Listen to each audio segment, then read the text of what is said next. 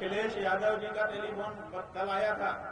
हम यहीं थे कि एक व्यक्ति आया, अखिलेश यादव जी बात करना चाहते हैं, तो हमने याद दिलाया कि आपने कहा था 1 वर्ष बीत गया, गौ माता की रक्षा के लिए तो आप खड़े नहीं हो, तो जहां आपको मुफीद लग रहा है आप कर रहे हो, अपना करो, ठीक है। आपने फोन किया, धन्यवाद। कहा आपने तो कहा था कि गौशाला से दुर्गंध आती है, आप क्या गौ रक्षा करोगे? आपको तो आपने कहा था इतर की शीशी से सुगंध आती है। बोले नहीं नहीं, हमने ये नहीं कहा था, वो बीजेपी वालों ने उसको तोड़ मरोड़ करके चला दिया।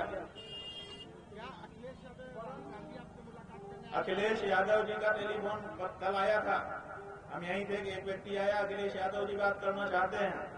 हम अगर हमारे पास समय रहता है, किसी को निराश नहीं करते हैं, कोई मिलना चाहे, बात करना चाहे, जो भी हो, तो हमने कहा बात करा दो, तो उसने तुरंत बात करा दिया। आप लोग खड़े थे, हमने बात कर लिया। उन्होंने कहा कि बहुत आपके साथ अन्याय हुआ। हमने कहा हाँ वो तो ठीक है।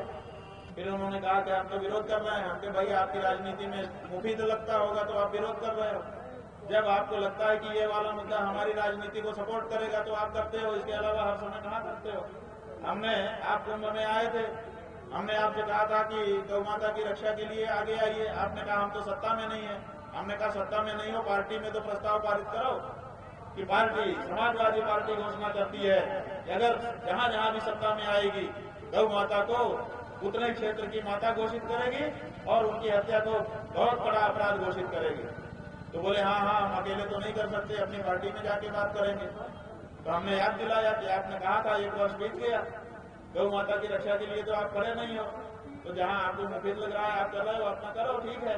आपने फोन किया, धन्यवाद। उन्होंने कहा नहीं नहीं, माता प्रसाद पांडे जी आपके पास आएंगे, वो बात करेंगे, हम लोग गौ रक्षा चाहते हैं। फिर हमने कहा, आप लोगों ने सुना, हमने कहा आपने तो कहा था कि गौशाला से दुर्गंध आती है, आप क्या गौ रक्षा करोगे? आपको तो आपने कहा था इतर की शीशी से सुगंध आती है।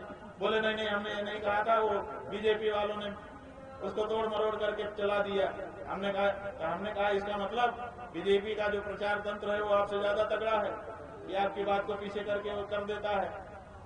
तो जो बात हुई सबके सामने हुई, हमारी कोई बात छिपी नहीं है, क्रिस्टल क्लियर।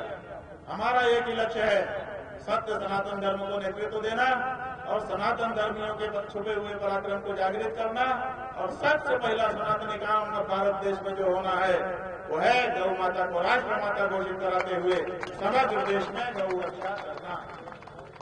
तो ये इसमें किसी भी दशा में हम लोग पीछे हटने वाले नहीं हैं।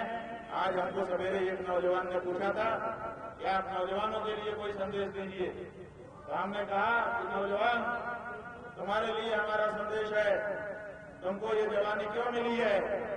जवानी जो है वो रक्षा करने के लिए मिलती है, क्योंकि बूढ़ा रक्षा नहीं कर सकता, बालक रक्षा नहीं कर सकता, नौजवान रक्षा कर सकता है। इसलिए गौ माता की रक्षा के लिए अपनी जवानी का सदुपयोग करो। तो उसने कहा कि बिल्कुल सही है, हम करेंगे और उनको भी प्रेरित करेंगे।